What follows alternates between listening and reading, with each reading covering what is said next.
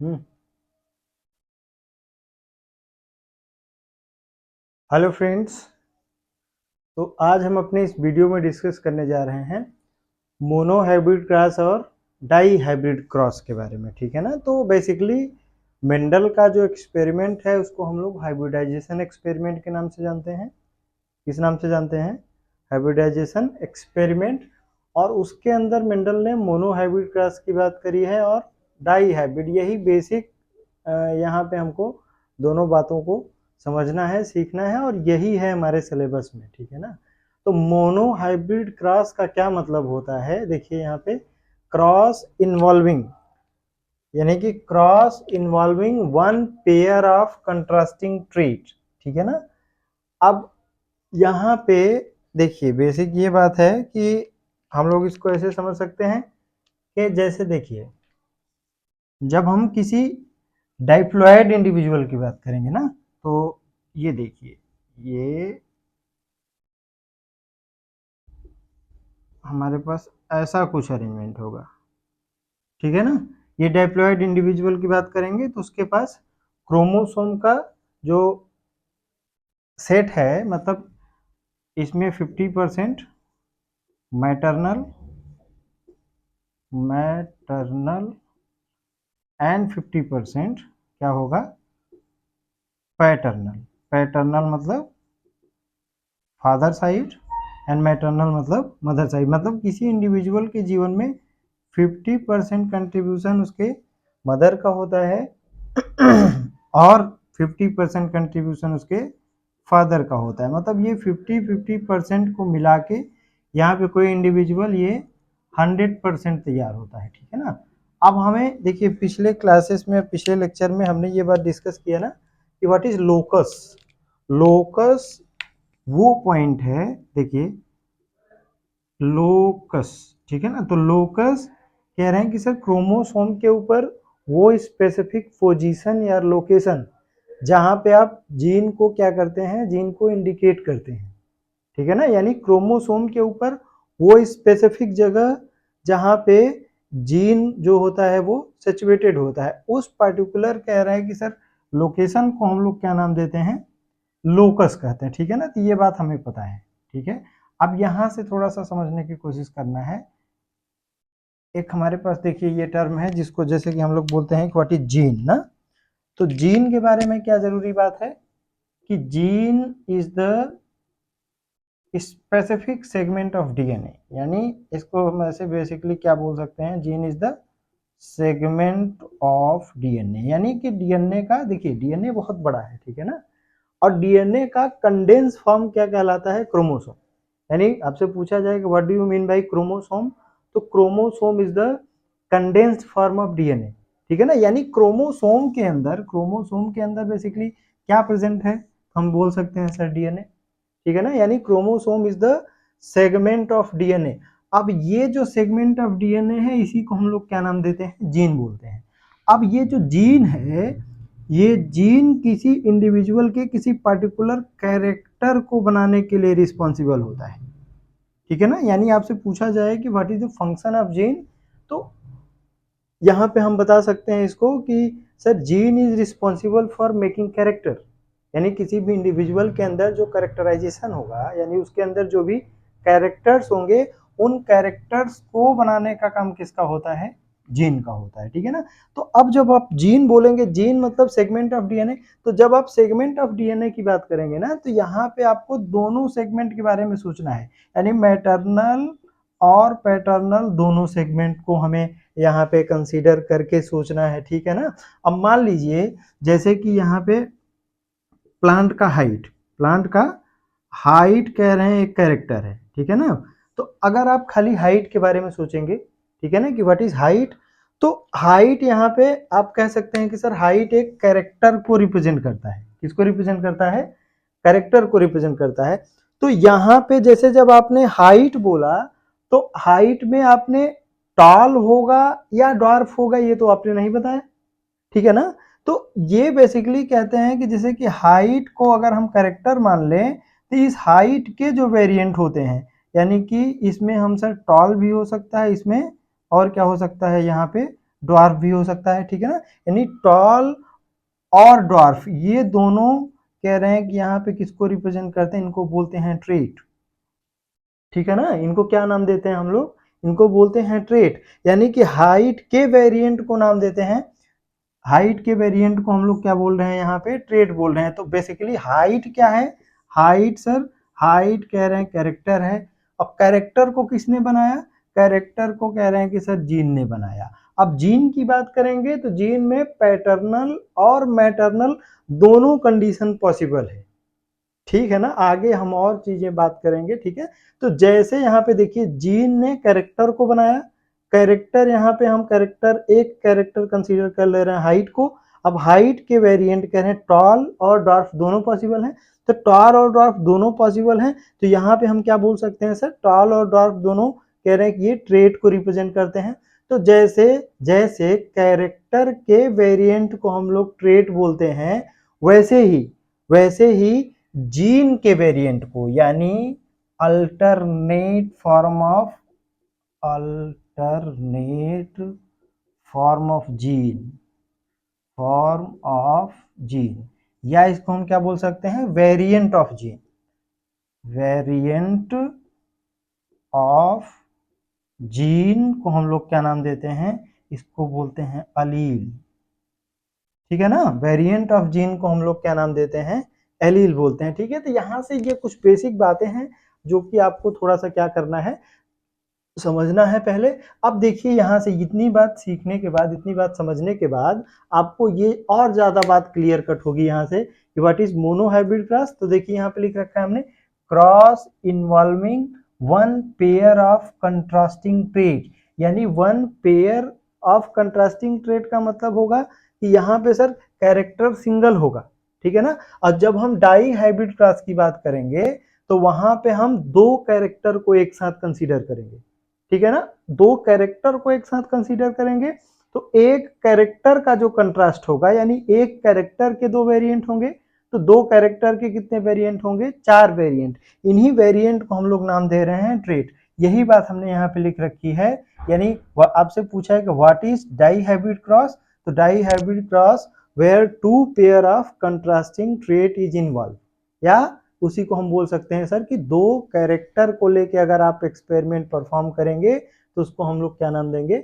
Die hybrid. तो basically देखिए यहाँ पे हमें मोनो हाइब्रिड क्रॉस के अंदर यहाँ पे दो रूल सीखना है, ठीक है ना। मोनो हाइब्रिड क्रॉस, यहाँ से देखिए इसको हम कंटिन्यूएशन में ले रहे हैं। यहाँ पे हम लोग सीखेंगे लॉ ऑफ डोमिनेंस के बारे में, किसके बारे में, लॉ ऑफ डोमिनेंस के बारे में, एंड लॉ ऑफ सेग्रीगेशन के बारे में, लॉ ऑफ सेग्रीगेशन। अब ये क्या है, इसको हम कैसे जस्टिफाई करेंगे, कैसे सिंप्लीफाई करेंगे, हम आगे देखेंगे, ठीक है ना।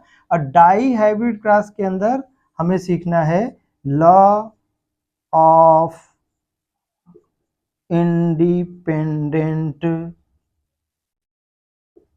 असॉर्टमेंट। क्या सीखना है, लॉ ऑफ इंडिपेंडेंट असॉर्टमेंट। अब इसी को कभी कभी आपको क्वेश्चन के अंदर ये ऐसे लिख के आता है कि law of dominance and law of segregation represent the monohybrid generalization, ठीक है ना। यानी कि law of dominance and law of segregation represent monohybrid generalization. अब ये कैसे है, धीरे धीरे इसको हम लोग आगे डिस्कस करेंगे, ठीक है ना। And law of independent, law of independent represent, law of independent assortment represent dihybrid generalization, ठीक है ना। तो ये कह रहे हैं कि sir law of independent assortment dihybrid का क्रॉस का जनरलाइज फॉर्म है, और कह रहे हैं कि सर मोनो हाइब्रिड क्रॉस के अंदर हमें क्या देखना होगा, law of dominance and law of segregation. तो बेसिकली कह रहे हैं कि ये तीन रूल हैं मेंडल के, जिन्हें हमें बारी बारी से क्या करना है, सीखना है, ठीक है ना। तो अब यहाँ पे देखिए एक चीज और समझ लेते हैं। यहाँ पे जैसे यहाँ पे हमने बोला है ना कि अल्टरनेट फॉर्म ऑफ जीन या वेरिएंट ऑफ जीन को हम लोग क्या नाम देते हैं, अलील बोलते हैं, ठीक है ना। तो अब यहाँ पे जैसे देखिए, जैसे जब हम जीन बोलेंगे, देखिए तो ये हमारा कह रहे हैं कि बड़ा डब्बा थोड़ी देर के लिए ये हमारे पास कह रहे हैं जीन हो गया। अब इस जीन के अंदर कह रहे हैं कि ये कैपिटल टी एलील भी हो सकता है, स्मॉल टी एलील भी हो सकता है, यानी small T and capital T ये दोनों क्या हैं, ये दोनों क्या हैं, कह रहे हैं कि सर ये एक, इसको हम बोल दें ये पहला एलील है और उसी का कंट्रास्ट इसको हम, इसी का कंट्रास्ट, ठीक है ना, कि इसको हम वन डैश बोल सकते हैं, ठीक है ना, वन डैश। मतलब कह रहे हैं कि अब देखिए क्वेश्चंस के अंदर या बहुत सारे स्टेटमेंट के अंदर आपको ये जीन और एलील टर्म वो इंटरचेंज करके इस्तेमाल करेंगे, ठीक है ना। तो यहाँ पे थोड़ा सा आपको आइडिया होना चाहिए कि सर जीन का ही पार्ट क्या है, एलील है। तो एलील को हम जीन की तरह, जैसे जैसे देखिए जैसे हम पेरेंट की बात करते हैं ना, थोड़ा सा इसको और सिंप्लीफाई कर लेते हैं हम लोग। जैसे हम पेरेंट की बात करते हैं तो पेरेंट का मतलब कह रहे हैं कि सर मदर हो सकती है। जब आपने खाली पेरेंट टर्म इस्तेमाल किया तो आप वहां पे आपने ये जस्टिफाई नहीं किया कि आपने फादर की बात किया, आपने मदर की बात किया, या आप दोनों के बारे में सोच सकते हैं, ठीक है ना। तो पेरेंट टर्म जब हम इस्तेमाल करेंगे तो उसके अंदर कह रहे हैं कि मदर हो सकती है, फादर हो सकते हैं, और फादर मदर इकट्ठे हो सकते हैं। समझ पाए क्या? तो उसी तरीके से कह रहे हैं कि सर ये कैपिटल टी भी कह रहे हैं एलील है और स्मॉल टी भी एलील है, और दोनों इकट्ठे क्या हैं, दोनों इकट्ठे क्या हैं, जीन है। इसलिए हमने क्या नाम दिया, अल्टरनेटिव फॉर्म ऑफ जीन या वेरिएंट ऑफ जीन, यानी जीन के वेरिएंट को हम लोग एलील बोलते हैं, ठीक है ना। तो इसको हमें आगे क्या करना है, डिस्कस करना है। अब जनरली जनरली क्या होता है कि किसी पर्टिकुलर कैरेक्टर को दो एलील मिलके तैयार करते हैं। देखिए जनरल बात बोल रहे हैं, ठीक है ना। अब कभी कभी क्या होगा, कभी कभी आपको क्या देखने को मिलेगा कि सर कैरेक्टर एक है, कैरेक्टर एक है यानी सिंगल कैरेक्टर को दो से ज्यादा एलील पार्टिसिपेट करके बनाने लग जाए, तो इस टाइप की कंडीशन को हम लोग नाम देते हैं मल्टीपल एलील। क्या नाम देंगे, मल्टीपल मल्टीपल एलील। आपसे पूछा जाए व्हाट इज मल्टीपल एलील तो क्या नाम देना है सर, कि मल्टीपल एलील के अंदर आपको क्या देखने को मिलेगा, if more than two allele, if more than two allele are involve, ठीक है ना। अगर दो से ज्यादा एलील मिलके किसी पर्टिकुलर कैरेक्टर को बना रहे होंगे तो उसको, उस कंडीशन को हम लोग क्या नाम देते हैं, कहते हैं सर वो कंडीशन कहलाता है मल्टीपल एलीलिज्म, ठीक है ना। तो यहाँ पे हमने देखिए आपको क्या क्या बात बता दिया। हमने पहले नंबर पे डिस्कस किया कि sir what is monohybrid cross, ठीक है ना। मोनोहाइब्रिड क्रॉस के अंदर एक कैरेक्टर होगा और दो ट्रेट होंगे उसके अल्टरनेटिव, ठीक है ना। डाई हाइब्रिड क्रॉस के अंदर क्या होगा, दो कैरेक्टर होंगे, ठीक है ना। कितने कैरेक्टर होंगे, दो कैरेक्टर होंगे, और दोनों कैरेक्टर के कह रहे हैं कि वेरिएंट होंगे। तो यहाँ पे आपको चार ट्रेट देखने को मिलेंगे, ठीक है ना। व्हाट इज जीन, तो gene is the segment of DNA which is responsible for making character, ठीक है ना। और कैरेक्टर के वेरिएंट को नाम देते हैं हम लोग ट्रेट, यानी वेरिएंट ऑफ कैरेक्टर क्या कहलाता है, variant of character is known as trait, ठीक है ना। अब यहाँ पे हमें मोनोहाइब्रिड क्रॉस के अंदर लॉ ऑफ डोमिनेंस और लॉ ऑफ सेग्रीगेशन को जनरलाइज करना है, ठीक है। और लॉ ऑफ इंडिपेंडेंट असॉर्टमेंट को हम लोग कहाँ सीखेंगे, डाई हाइब्रिड क्रॉस के अंदर सीखेंगे, ठीक है। देखिए यहाँ से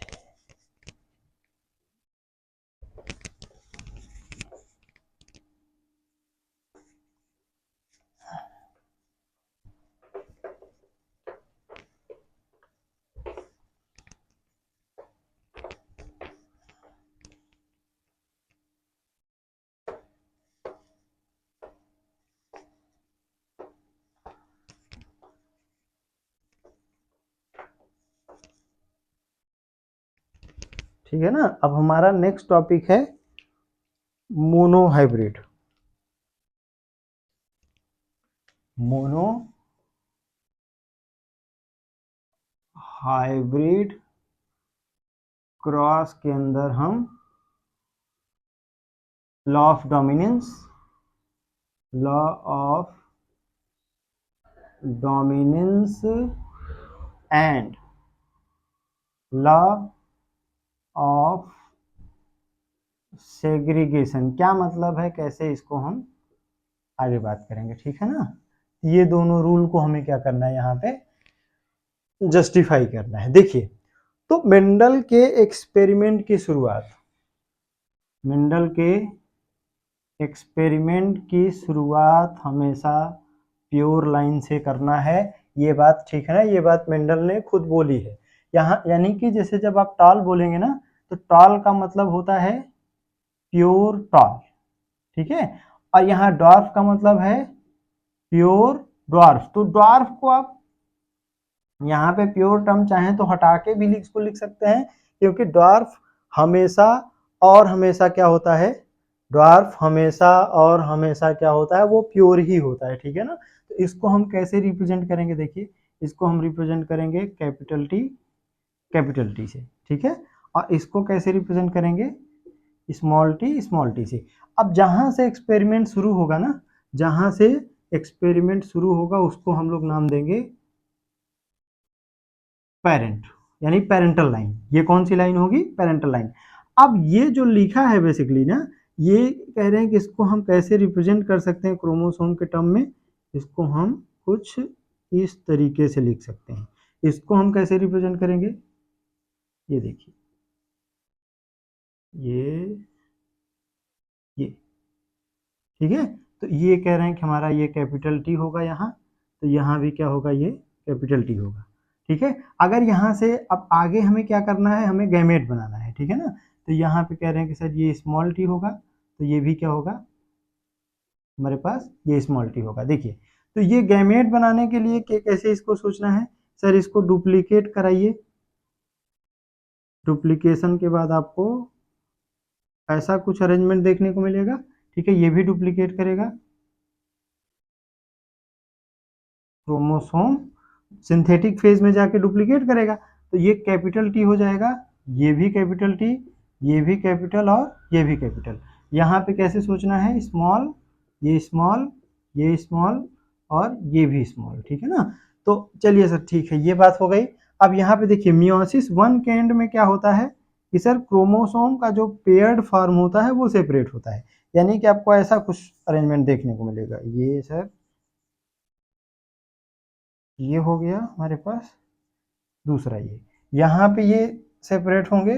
इसको हमें कैसे सोचना है, सर ये ठीक है ना। तो ये क्या, देखिए ये कैपिटल टी वाला, ये कैपिटल टी, ये कैपिटल टी, यहाँ से ये स्मॉल टी, ये स्मॉल टी, ये स्मॉल टी, ये स्मॉल टी। यानी यहाँ पे हम कह सकते हैं कि सर ये मियोसिस वन के बाद का ये रिजल्ट है, ठीक है ना। अब इसके बाद क्या होगा सर, मियोसिस टू। तो मियोसिस टू के एंड में आपको क्या देखने को मिलेगा, देखिए ऐसा कुछ कह रहे हैं कि आपको अरेंजमेंट आएगा, ये सर ये कैपिटल टी, दूसरा ये भी कैपिटल टी, यहाँ से ये कैपिटल टी, और ये भी कह रहे हैं कि यहाँ से कैपिटल टी, ठीक है ना। तो ठीक इसी के करेस्पॉन्डिंग हम इसको कैसे सोच सकते हैं, ये अगर कैपिटल टी टाइप का है, तो ये कह रहे हैं कि ये स्मॉल टी होगा, ये क्या होगा, ये भी स्मॉल टी होगा। यहाँ से कैसे सोचेंगे, तो ये सर ये स्मॉल टी होगा और ये स्मॉल टी होगा। मतलब कहने का, देखिए इतना सब कुछ बनाने के पीछे लॉजिक हमारा ये है कि हम ये आपको बताना चाह रहे हैं कि ये जो कैपिटल टी टाइप का इंडिविजुअल है, ये गैमेट बनाएगा कैपिटल टी टाइप का। और ध्यान रखना यहाँ पे एक चीज, कि गैमेट को हमेशा हम लोग सर्कल के अंदर रिप्रेजेंट करेंगे, ठीक है ना। यहाँ से कह रहे हैं जो गैमेट बनेगा वो कैसा होगा, वो सर स्मॉल टी टाइप का होगा, ठीक है ना। तो ये जेनेटिक्स के अंदर कुछ साइन कन्वेंशन जैसे हम फिजिक्स में इस्तेमाल करते हैं ना, तो वैसे ही यहाँ पे हमें ध्यान में रखना है कि सर गैमेट को हमेशा हम सर्कल के अंदर रिप्रेजेंट करेंगे, ठीक है ना।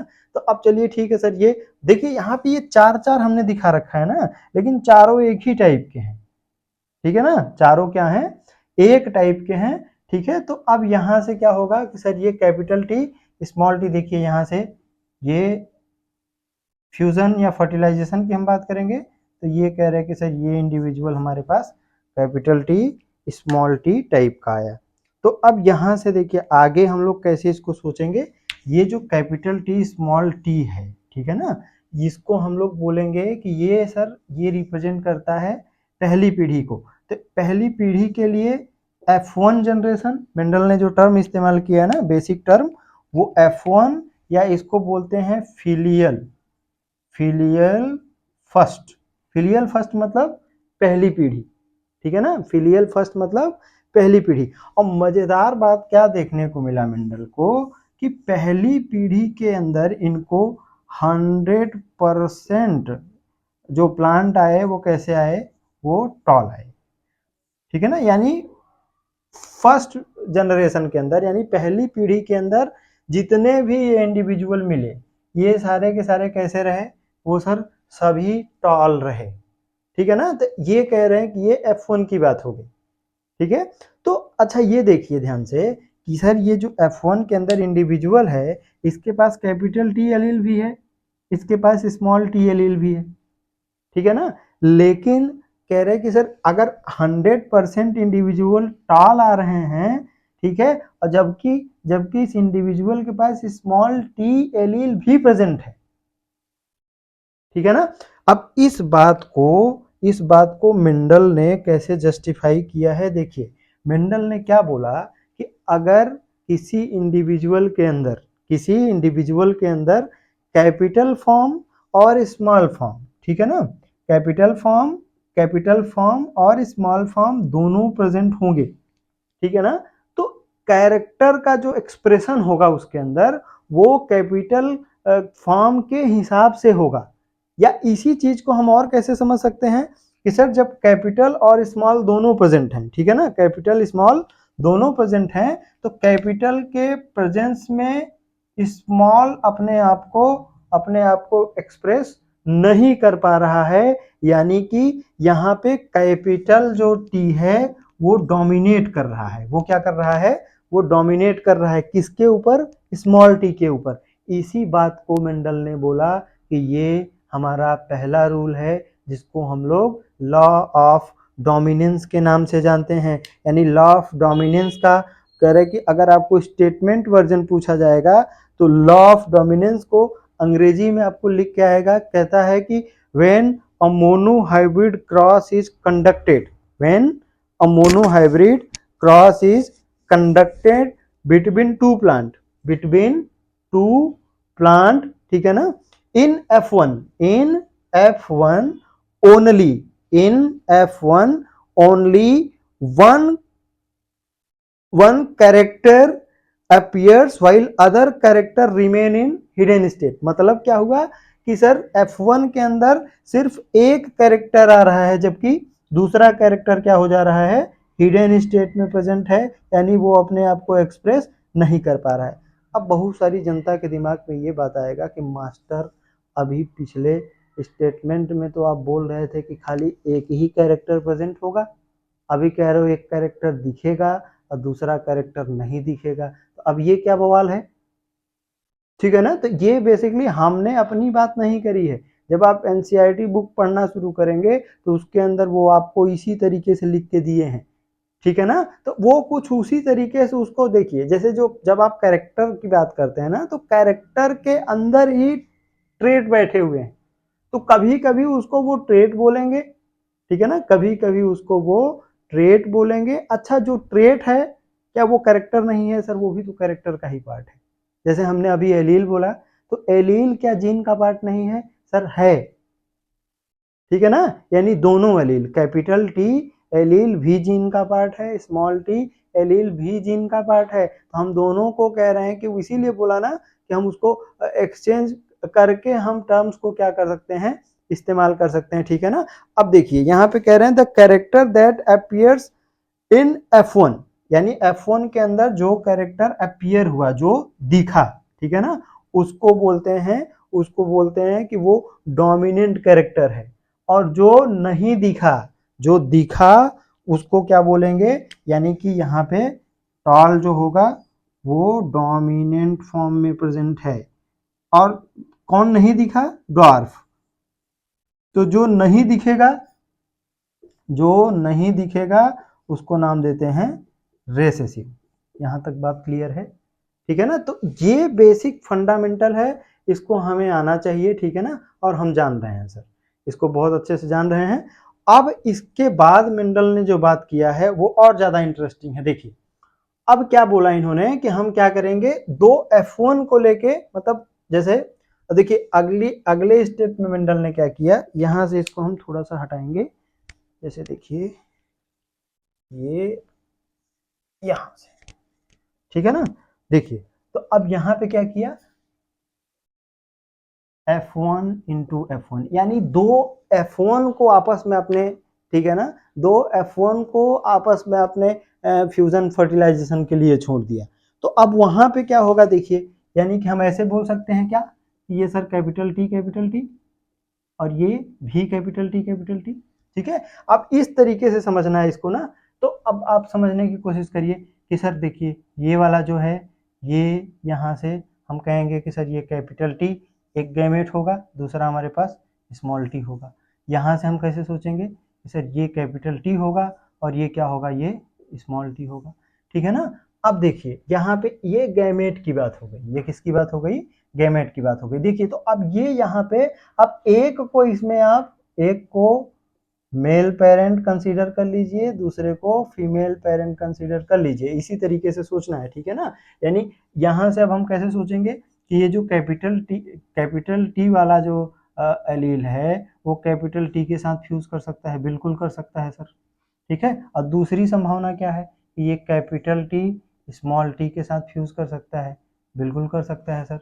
तीसरी संभावना क्या है, ये स्मॉल टी इस कैपिटल टी के साथ फ्यूज कर सकता है, यानी स्मॉल टी कैपिटल टी, ठीक है ना। और चौथी संभावना क्या है, ये स्मॉल टी और ये स्मॉल टी फ्यूज कर जाए, बोलिए, ठीक है ना। तो ये कह रहे हैं कि ये नेक्स्ट पीढ़ी है ना, अगली जनरेशन, इसको मेंडल ने बोला कि ये फिलियल सेकेंड या फिलियल सेकेंड, या इसी को नाम दिया गया F2 जनरेशन। अब F2 जनरेशन के अंदर आपको बहुत जरूरी बातें देखने को मिलेंगी, देखिए ध्यान से।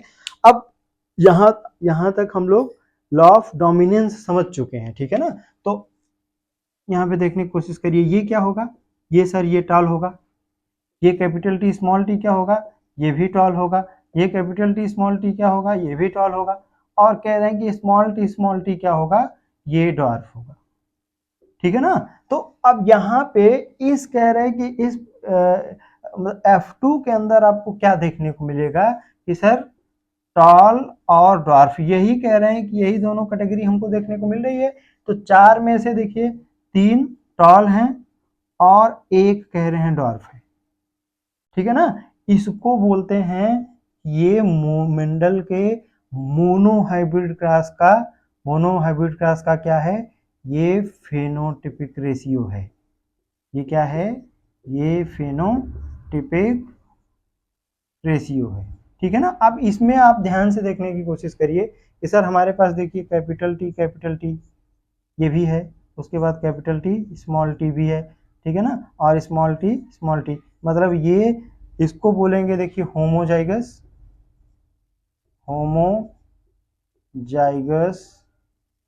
डोमिनेंट, ठीक है। इसके लिए टर्म इस्तेमाल करते हैं, देखिए पिछले लेक्चर में ये सब बात हमने किया है ना। व्हाट इज हेट्रोजाइगस, हेट्रोजाइगस का मतलब होता है एक कैपिटल फॉर्म हो, दूसरा स्मॉल फॉर्म हो, या हम ऐसे बोल सकते हैं इसको, एक डोमिनेंट फॉर्म हो, दूसरा रेसेसिव फॉर्म हो, तो उसके लिए हम क्या टर्म इस्तेमाल करते हैं, हेट्रोजाइगस। और इसको क्या बोलेंगे, होमोजाइगस रेसेसिव, होमोजाइगस रेसेसिव। तो ये पूरा अगर आप देखने की कोशिश करेंगे ना, तो आपको क्या दिखेगा कि सर चार में से, देखिए चार में से एक इंडिविजुअल कैपिटल टी टाइप का है, ठीक है ना। और चार में से दो कह रहे हैं कि सर ये कैपिटल टी स्मॉल टी वाले हैं, और स्मॉल टी चार में से एक है। या इसको अगर आप सिंप्लीफाई करके सोचने की कोशिश करेंगे, ठीक है ना, तो यहाँ पे क्या आएगा, इसको हम क्या बोलेंगे सर, ये 1 होगा, इसको क्या बोलेंगे, ये 2 होगा, इसको क्या बोलेंगे, ये 1 होगा। तो ये बेसिकली ये इसको बोलते हैं फेनोटिपिक रेशियो, सॉरी फेनोटिपिक रेशियो तो हो चुका ना 3:1, इसको बोलते हैं जेनोटिपिक रेशियो। तो क्या नाम देते हैं? Genotypic ratio. देखिए तो आपसे यहाँ पे रिजल्ट थोड़ा सा ध्यान रखना है कि मेंडल के मोनोहाइब्रिड एक्सपेरिमेंट के अंदर फेनोटिपिक रेशियो क्या आएगा, तो क्या बोलना है? टॉल इज टू डॉर्फ 3:1, ठीक है ना। और अगर आप जीनोटिपिक रेशियो की बात करें, जीनोटिपिक रेशियो की बात करें तो आपको यहाँ क्या देखने को मिलेगा sir? Homozygous tall, heterozygous tall and homozygous dwarf 1:2:1, ठीक है ना। तो ये यहाँ से ये डायरेक्ट रिजल्ट अभी आपको याद रखेंगे, तो इसका हम इस्तेमाल करेंगे, इसका हम लोग इस्तेमाल करेंगे कहाँ? डाई हाइब्रिड क्रॉस के अंदर, ठीक है ना। ये डायरेक्ट इसको हम लोग वहाँ पे क्या करेंगे? यूटिलाइज करेंगे, ठीक है। तो यहाँ पे देखिए अब ये लॉ ऑफ डोमिनेंस का स्टेटमेंट तो क्लियर हो गया। सेग्रीगेशन, लॉ ऑफ सेग्रीगेशन का क्या मतलब है उसको हम थोड़ा सा और अच्छे से इसको हम एक्सप्लेन करने की कोशिश करते हैं, ठीक है ना। देखिए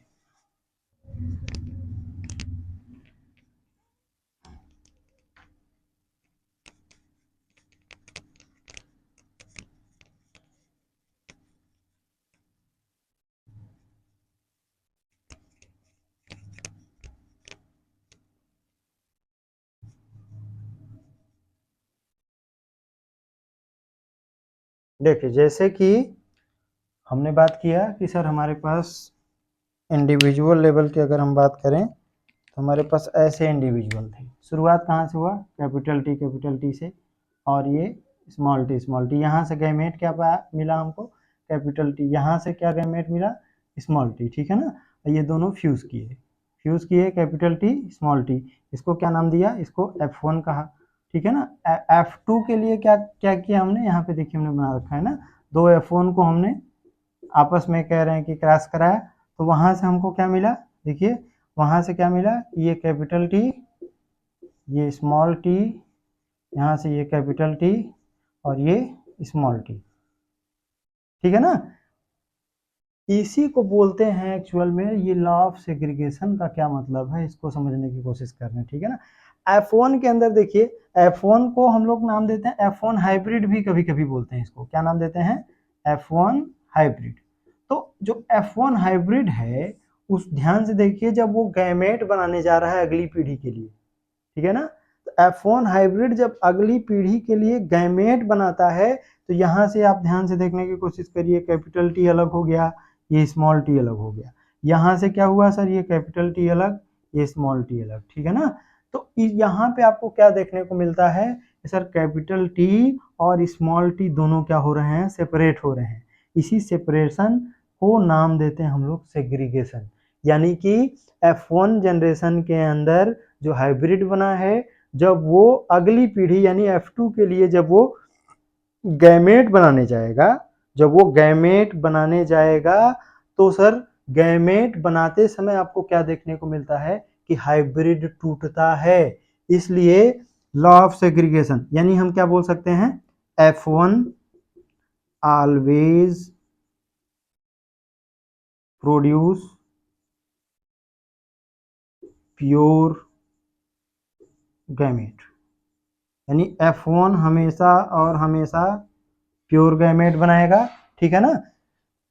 इसी ये क्या है एक्चुअल में? ये लॉ ऑफ सेग्रीगेशन का स्टेटमेंट है, ठीक है ना। कि व्हाट इज, आपसे पूछा जाएगा law of, what is law of segregation, तो क्या बोलना है sir? F1 will always produce pure gamete, ठीक है। इसलिए लॉ ऑफ सेग्रीगेशन को एक और नाम दिया जाता है, इसको बोलते हैं लॉ ऑफ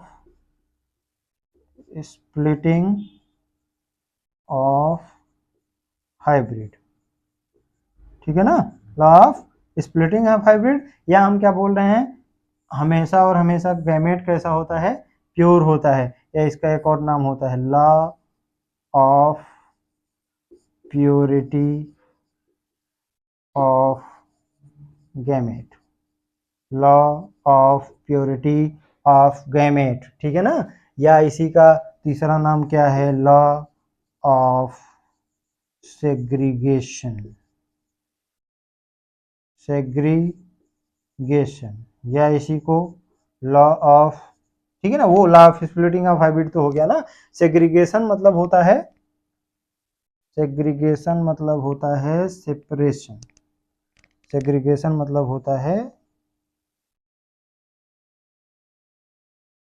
सेपरेशन, ठीक है ना। तो अब देखिए फिर से क्या बात हुई हमारे पास, स्टार्टिंग में हमने क्या बोला, what is law of dominance. जब किसी हाइब्रिड के अंदर डोमिनेंट और रेसेसिव दोनों कह रहे हैं कि एलील प्रेजेंट होंगे, तो डोमिनेंट एलील की वजह से कह रहे हैं कि जो इफेक्ट होगा वो विजिबल होगा, जबकि रेसेसिव वाला इफेक्ट वहां पे देखने को नहीं मिलेगा। तो उसको हम लोग कैसे बोलेंगे, sir capital T small T दोनों F1 हाइब्रिड के अंदर आए, लेकिन कैपिटल टी के प्रेजेंस में, कैपिटल टी के प्रेजेंस में स्मॉल टी अपने आप को एक्सप्रेस नहीं कर पा रहा है, या हम इसको कैसे और बोल सकते हैं, sir capital T will predominate over small T, ठीक है ना। इसी को हमने क्या नाम दिया, लॉ ऑफ डोमिनेंस।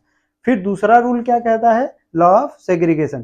तो लॉ ऑफ सेग्रीगेशन का मीनिंग क्या होता है कि सर F1 हाइब्रिड को जब गैमेट बनाने के लिए कह रहे हैं कि सर गैमेट बनाने के लिए बोला जाएगा, तो वो हमेशा और हमेशा कैसा गैमेट बनाएगा, प्योर गैमेट बनाएगा, ठीक है ना। इसलिए इसको हम लोग नाम देते हैं law of splitting of hybrid, क्योंकि F1 के अंदर जो हाइब्रिड बना वो F2 के लिए गैमेट बनाते समय क्या हो गया, फिर से स्प्लिट हो गया, ठीक है ना। ये यहाँ पे देखिए ध्यान से, ये हाइब्रिड बना था, ये हाइब्रिड यहाँ पे क्या होता हुआ नजर आ रहा है आपको, देखिए ये स्प्लिट होता हुआ नजर आ रहा है, इसलिए इसका नाम क्या पड़ा, law of splitting of hybrid, ठीक है ना, law of splitting of hybrid. या इसको और क्या बोल रहे हैं, law of purity of gamete. तो प्योरिटी ऑफ गैमेट क्यों बोलते हैं, क्योंकि कह रहे हैं कि गैमेट, मेंडल के हिसाब से गैमेट्स आर ऑलवेज प्योर, ठीक है ना। गैमेट मतलब इंडिविजुअल होमोजाइगस हेट्रोजाइगस कंडीशन में प्रेजेंट हो सकते हैं, लेकिन गैमेट हमेशा और हमेशा कैसा होगा, वो प्योर होगा, इसलिए इसको क्या नाम दिया जा रहा है, लॉ ऑफ